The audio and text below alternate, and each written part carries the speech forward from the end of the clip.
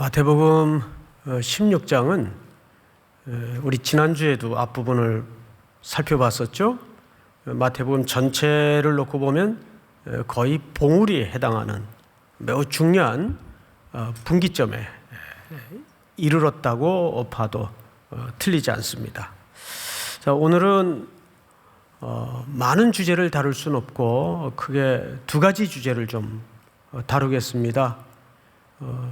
예수님은 왜 갈릴리에서 저 최북단, 우리나라 지도로 치자면 저 압록강쯤 되는 경계선까지 올라가셔서 거기에 도심 속에서 이 대화를 나누고 있는가? 그 도시가 가이사랴 빌립보 또는 빌립보 가이사랴, 어떻게 불러도 틀린 표현은 아닙니다. 그리고 거기에서 나누어진 대화가 오늘 우리들에게 어떤 메시지를 던지며 정말 이 고백 속에 하나님의 현실이 될 수 있는가라는 차원에서 본문을 좀 접근하도록 하겠습니다. 우선 13절 첫 절을 볼까요? 예수께서 빌립보 가이사랴 지방에 이르러 누구에게 물었죠? 제자들에게 물었어요. 그러니까 지금 빌립보 가이사랴라는 이 도시는 그 도시 한복판에 제자들과 누구와의 대화가 이루어지고 있는가 하면 예수님과 제자들의 대화가 이루어지고 있어요. 이 그림 자체가 굉장히 중요한 향후 예수님의 걸음을 예측할 수 있는 주제가 되기도 합니다. 이 도시는 빌립보와 가이사랴를 붙여서 쓰여진 표현이에요. 빌립보는 누구냐 하면 이 도시를 통치하고 있는 헤롯의 아들입니다. 헤롯 대왕의 아들인데 그 아들들은 실질적으로 대왕이 아니라 분봉왕이죠. 그래서 항상 그 임명권이 가이사에게 있었습니다. 그러면 이 도시 이름이 갖는 의미가 자연히 드러나죠. 그 아들들이 나라를 3등분해서 통치를 했는데 우리 한번 지도를 좀 볼까요? 지도를 보시면 나라가 이렇게 되어 있습니다. 가운데 연두빛깔이 있죠. 그 지역이 조금 끊어지긴 했습니다만은 갈릴리 지역이에요. 갈릴리 지역은 다른 헤롯의 아들이 통치를 했어요. 그리고 또 유대 지역, 이 유대 지역 안에 사마리아 지역까지 포함되어 있어요. 물론 유대인들과 그 지역은 관계가 안 좋았지만 이렇게 이스라엘 땅이 3등분으로 구분이 되어 있었어요. 그런데 갈릴리 지역에 활동을 하시던 예수님이 어떤 의도를 가지고 저 최북단, 여러분 마크가 쳐져 있는 대목이 보이시죠? 저기가 바로 가이사랴 빌립보입니다. 근데 아래에 또 동그라미가 쳐져 있는 지역이 있을 겁니다. 항구 도시 가이사랴.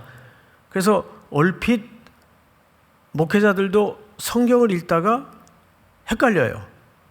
주로 사도행전에 나오는 가이사랴는 이 항구 도시의 요빠 항구 위쪽에 있죠. 그 가이사랴를 얘기하는 거예요. 그리고 예수님이 오늘 여기 도착하신 곳은 바로 저 최북단 빌립이 관할하던 우리나라로 치자면 저 압록강쯤 됩니다. 근데 제가 이 지도를 여러분들에게 보여주는 이유는 뭐냐면 유대 지역은 아켈라오라는 헤롯의 아들이 통치를 했고 갈릴리 지역은 헤롯 안티파스라는 아들이 통치를 했고 저 맨 위쪽은 영토가 제일 북쪽에 있죠. 바로 헤롯 빌립이 통치와 관할을 하던 곳이에요. 그런데 이 세 아들들이 전부 분봉왕입니다.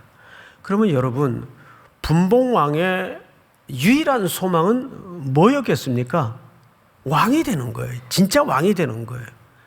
그러면 그 왕의 임명을 사실은 로마 황제가 한단 말이에요.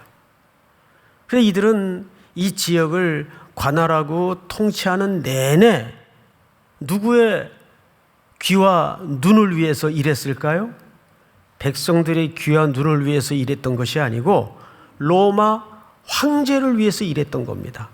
그래서 갈릴리 바다를 여러분 성경에 보면 무슨 바다라고도 불렀죠? 디베랴 바다. 그 황제의 이름을 자기네 나라 고유 지명을 바꾸어 가면서도 환심을 사고 싶었던 겁니다. 그래서 성경에 보면 디베랴 바다라고도 나옵니다. 사실은 황제 이름을 갖다 붙인 거예요. 원래는 갈릴리 바다예요. 또 오늘 빌립도 이 도시를 재건하면서 건설한 이후에 도시 이름을 뭐라고 붙였어요?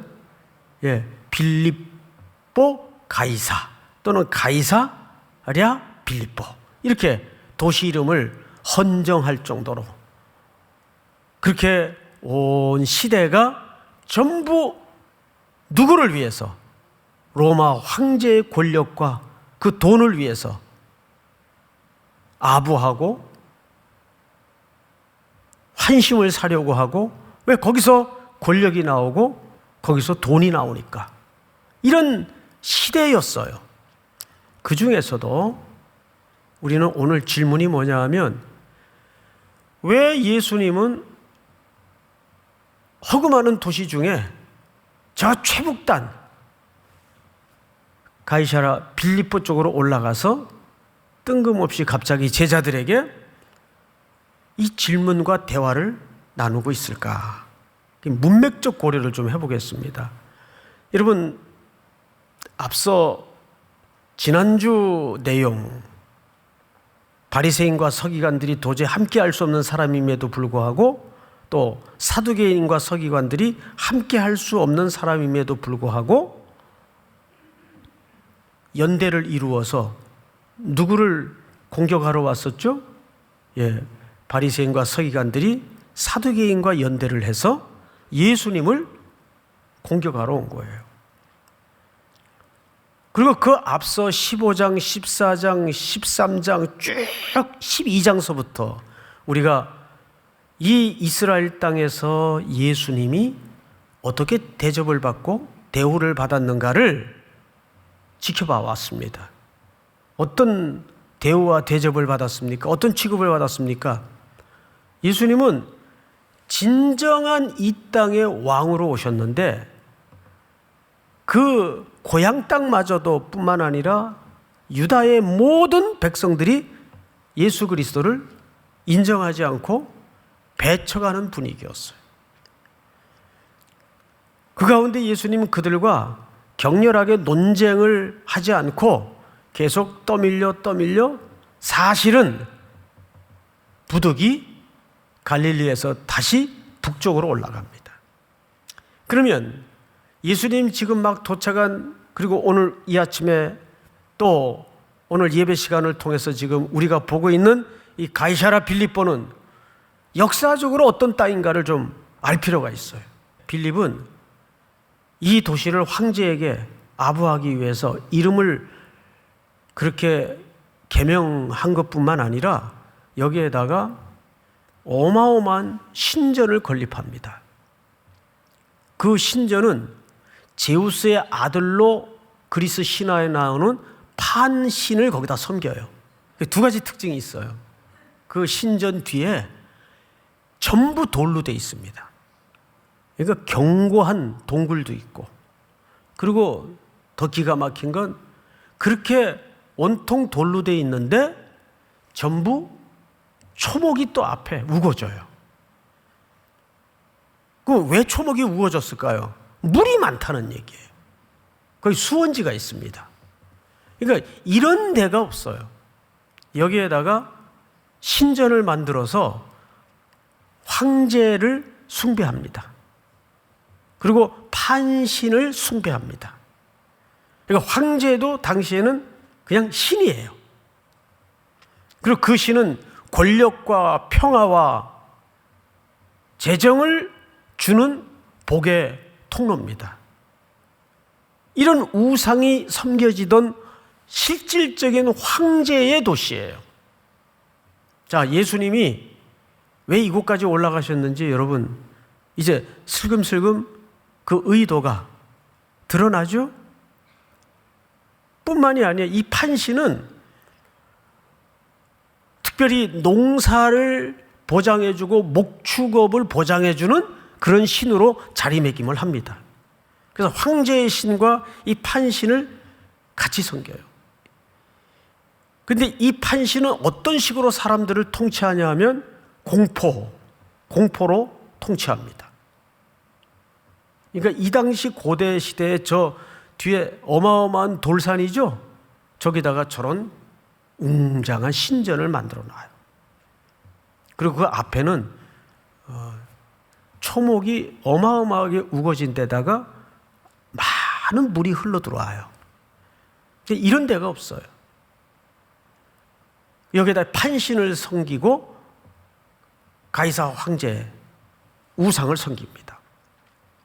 자, 그러면 이 판신이 두려움과 공포를 통해서 백성들을 통치하는데 여기에서 생성된 그 단어가 뭐냐 하면 패닉이라는 단어예요. 패닉. 우리 요즘 그런 말 자주 쓰죠. 패닉에 빠졌다. 그러니까 공포에 빠졌다 그 말이에요. 근데 이 판신은 주로 이제 목동들, 양치기, 그리고 농사 이런 것을 주관하는 신이다 보니까 늘 피리를 불고 다녀요. 그 피리를 당시에 뭐라 그랬는가 하면 펜, 플루트. 우리가 요즘 그 부르는 플루트, 그 악기의 사실은 원형의 근거예요. 근데 여기 두 가지 의미가 있어요.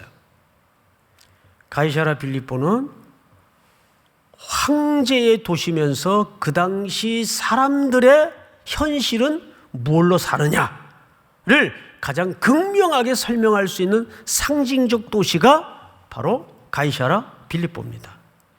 동시에 문맥적 고려를 볼 때 예수님은 바리새인과 서기관들 그리고 도저히 함께할 수 없었던 사두개인들과 연대하여 공격해오는 이 전체 유대의 분위기를 예수님은 감지하시고 계속 배척당하죠.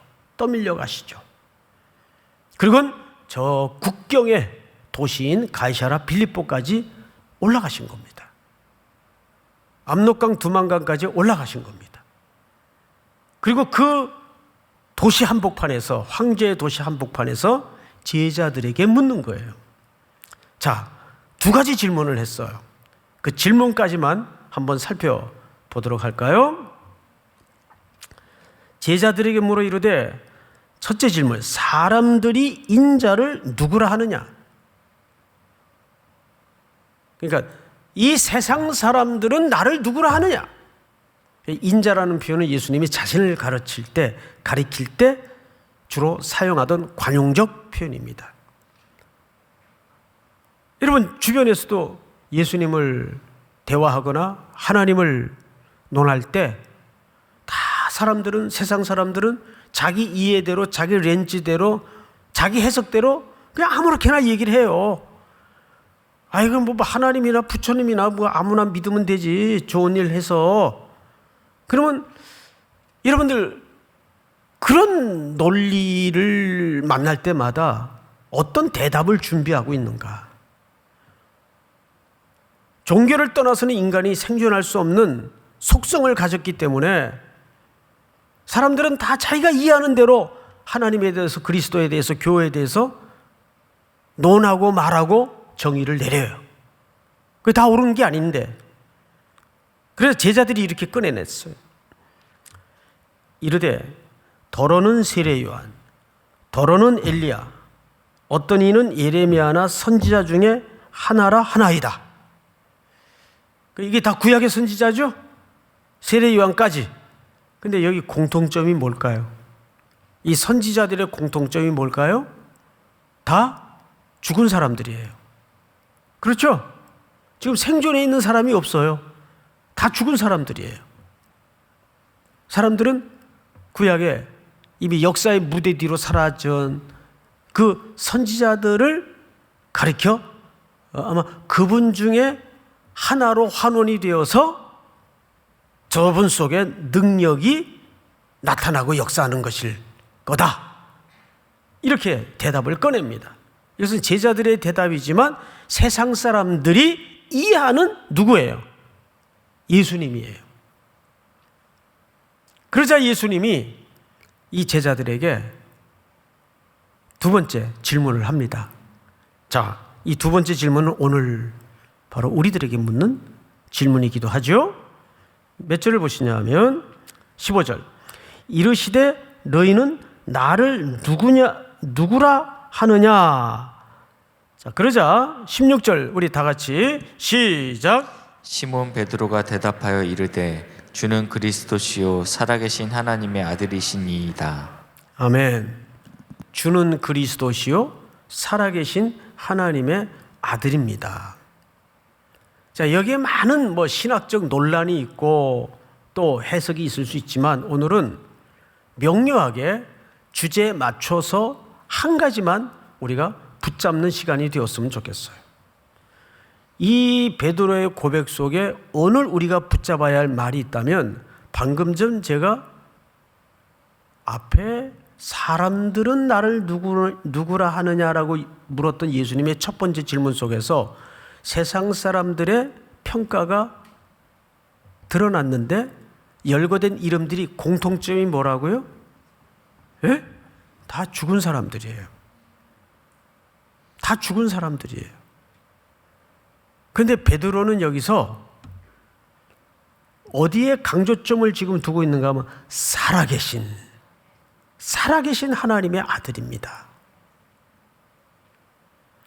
그분은 어제도 오늘도 영원히 살아계십니다. 여러분 그 사실을 믿습니까? 이것이 팬데믹 상황을 겪으면서 우리가 이번 특세 주제로 정했던 것처럼 하나님이 현실이 되게 하라. 그러면 이것이 고백에만 머물러서는 안 돼요. 정말 하나님이 현실이 되고 하나님이 우리의 능력이 되려면 고백을 넘어서 우리가 고백대로 삶 속에서 대화의 한 자락 사이에서도 하나님이 현실이 되도록 살아계신 하나님으로, 우리 교회는 살아계신 하나님이라는 고백을 넘어서 더 극단적인 고백이 있죠. 예? 그렇죠. 시퍼렇게 살아계신 하나님. 예? 좀 베드로보다는 더 세야 되지 않겠어요? 비록 수식어이기는 하지만 하나님은 시퍼렇게 살아계시다고요. 그런데 우리는 조그만 장벽을 만나고 조그만 웅덩이를 만나도 하나님 돌아가신 것처럼 어깨가 늘어지고 용기를 삭제당하고 언어가 부정적인 언어가 나오고 에이 그거 아무리 해봐도 안 돼.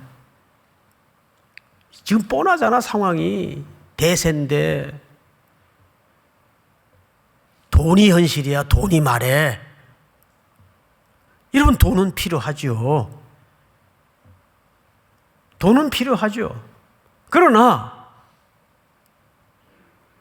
그 모든 것의 주권자는 참된 왕은 누굽니까? 참된 왕은 그리스도예요. 살아계신 그리스도. 시퍼렇게 살아계신 그리스도. 그래서 오늘 16장 마지막 절을 보시면 이렇게 끝이 나요. 진실로 너희에게 이르노니 여기 서 있는 사람 중에 죽기 전에 인자가 뭐를 가지고? 왕권을 가지고 오는 것을 볼 자도 있느니라. 주님이 뭘 가지고 오신답니까? 왕권을 가지고 오신대요. 그러면 우리는 오늘 결혼을 지으면서 두 가지 사실에 신실한 흐름을 새롭게 만들어내야 됩니다. 하나는 우리의 일상 속에 어느 경우를 만나도 살아계신 하나님이라는 고백을 이번 기회에 새롭게 붙잡으시기를 축복합니다. 그리고 이 최북단 경계의 도시에 서서 이 말씀을 나누고 있는 예수님의 의도는 뭘까요? 복음은 이렇게 경계를 넘어갈 겁니다. 예수님의 십자가의 죽음은 사실상 유대인들의 배척과 유대인들의 십자가의 죽음을 조작하고 만들어내는 이 죄악을 통해서 복음은 중단되지 않았어요. 복음은 국경을 넘고 민족의 경계를 넘어서 수로보니게 여인처럼 스스로를 개 취급하던, 그리고 유대인들이 그렇게 취급하던 땅끝의 영혼들을 향해서 이 복음이 넘어가고 있어요. 그것이 십자가의 죽음이 갖는 우리가 붙들어야 될 두 가지 주제입니다. 사랑하는 우리 삼일교회 성도 여러분, 또 이번 한 주도 우리에게 피할 수 없는 현실이 주어졌습니다. 그러면 그 현장 속에서, 그것은 현실이 아니라 사실은 현장이죠.